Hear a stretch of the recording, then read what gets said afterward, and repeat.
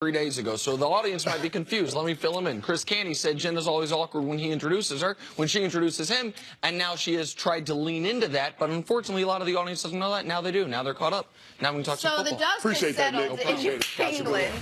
Just days after the Brandin Cooks trade went down, some think it's a tough loss for the Patriots. After all, last year, Cooks had over 1,000 yards and 7 touchdowns. Others aren't as convinced. Apparently, Tom Brady thinks that production is easily replaceable.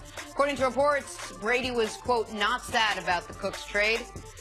All right, Chris, will the Pats miss Brandin Cooks, or is he a guy with his production that you could easily replace in New England? Well, they traded for him for a first-round pick, so they saw some value in the player. They were trying to sign him to a contract extension.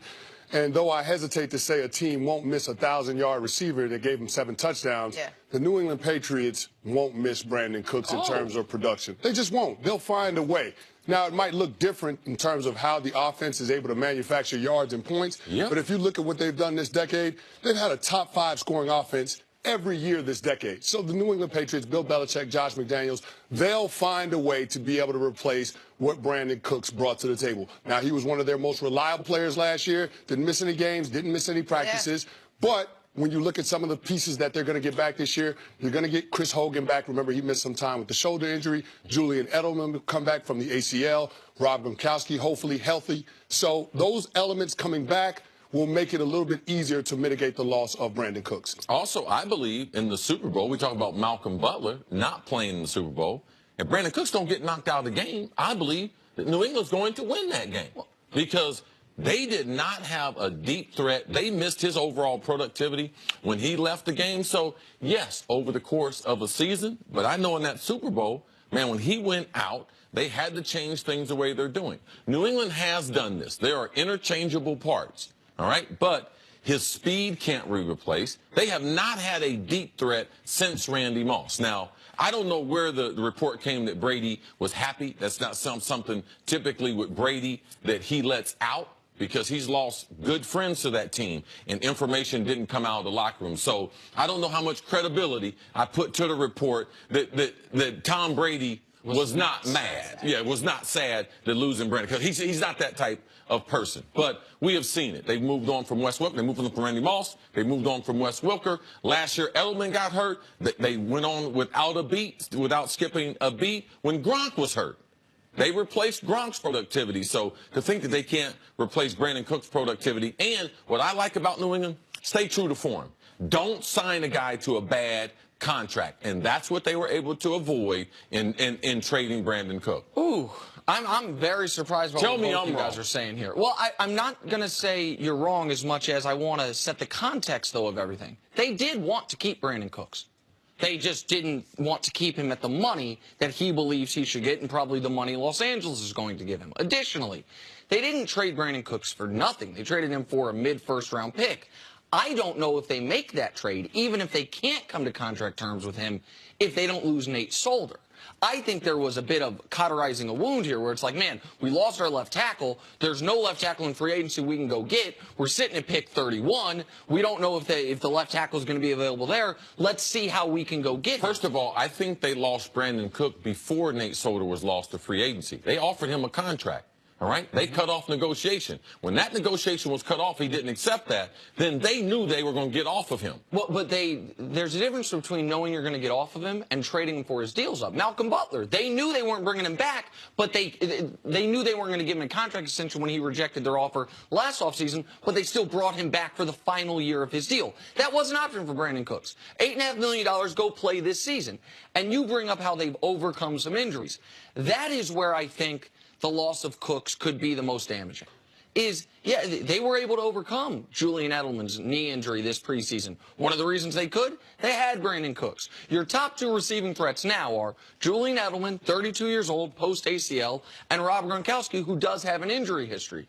Tom Brady's throwing to him, too. Let's not forget that. Of course. Listen, and your point about the 10 straight years of a top-5 offense, I'm not discounting that. And I'm not saying the sky is falling in New England. What I am saying is, with the loss of Brandin Cooks, and with my lack of faith in general of rookie wide receivers, particularly this rookie class, the way it's graded, I don't know if they are set up now to overcome an injury the way they were last year.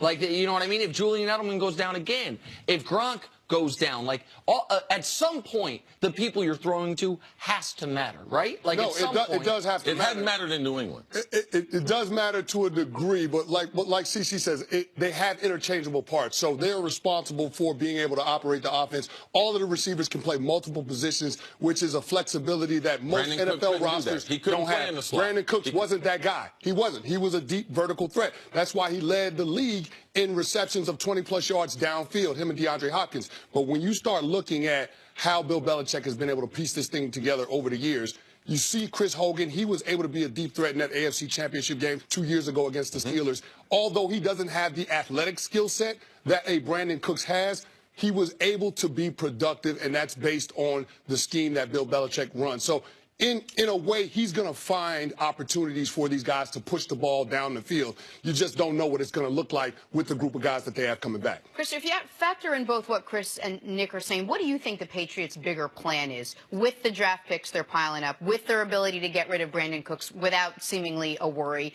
with them being able to get rid of Nate Solder without a worry? What do you think the bigger plan is that they might do with these draft picks? Well, Jenna, it's a quarterback-driven league. So the position of quarterback and the positions that directly affect quarterback play have to be prioritized. So when you look at the New England Patriots, who's going to be the successor for Tom Brady? The Patriots in a position to be able to get a guy in the draft. Maybe not one of the top 4 quarterbacks, but one of those guys, Mason Rudolph, Lamar Jackson, Luke Falk, somebody of that ilk. And then you start talking about the tackles in this draft. Nick, you mentioned them yesterday. Mike McGlinchey, Colton Miller, Connor Williams, somebody like that. And then, of course, pass rusher.